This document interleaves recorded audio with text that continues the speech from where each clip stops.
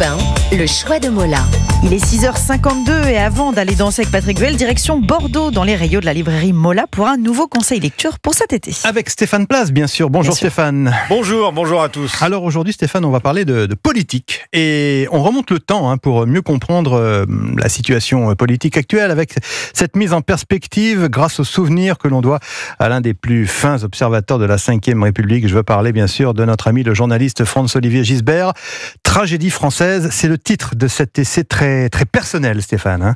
Oui, c'est le 3e opus de cette histoire intime de la Ve République. Compter, c'est vraiment le mot parce que l'on n'est pas obligé d'être d'accord avec lui, mais la plume de Franz-Olivier Gisbert, trempée dans l'acide du vieux chroniqueur politique, dans les larmes du fils qui vit les dernières heures de sa maman, c'est un passage très touchant du livre, dans les emballements romantiques aussi de l'homme qui tombe amoureux. Cette plume porte ce récit d'un bout à l'autre et dans un style tout de même assez inimitable. Une truculence, une gourmandise, le tout empreint d'une nostalgie parfois un peu agaçante, la petite musique du C'était mieux avant, sans oublier la bande-son de l'auteur qui fredonne, et ça c'est un bonheur, Sanson, Cabrel, Hallyday, pour mieux remonter le temps de 1981 à aujourd'hui et retrouver les présidents successifs que le journaliste a côtoyés et bien connus.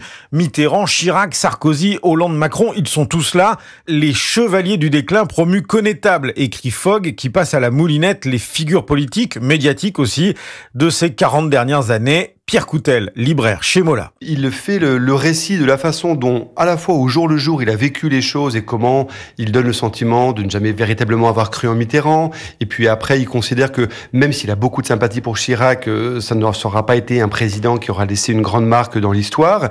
Et puis surtout, ce qu'on voit au fur et à mesure, c'est la façon dont il a le sentiment de ne plus comprendre la société qui l'entoure. En liant, et ça c'est la partie la plus intéressante me semble-t-il, à la fois comment lui a compris les choses à l'époque et comment il perçoit maintenant la façon dont les choses se sont passées. Tragédie française, c'est donc le tome 3 de cette grande fresque que Franz-Olivier Gisbert consacre à la Ve République. L'acte 1, c'est le sursaut, c'est De Gaulle. De Gaulle hérite d'une France par terre. Donc il fait en quelques mois tout le travail. Acte 2, la belle époque, c'est Pompidou et Giscard qui eux gèrent. Et les deux, si vous voulez, ils ont quand même la même conception que le général, faut du recul. Et l'acte 3, c'est le toboggan. Ça, c'est avec Mitterrand. On multiplie les dépenses. Chirac, lui qui avait la volonté, était cassé psychologiquement, mélancolique. Après, Sarkozy, charisme fou. Simplement, visiblement, il manquait des trucs. Et je pense qu'il y avait aussi l'affolement avec la grande crise. Il voyait pas où étaient les boutons. Ce que je raconte, en fait, c'est une chute. Mais la chute n'est pas terminée. Et c'est pas parce que on est en train de tomber qu'on va mourir. Et Gisbert raconte cette tragédie française avec beaucoup d'humour, y compris en se moquant de lui-même et en entraînant le lecteur jusque dans les arrière-cuisines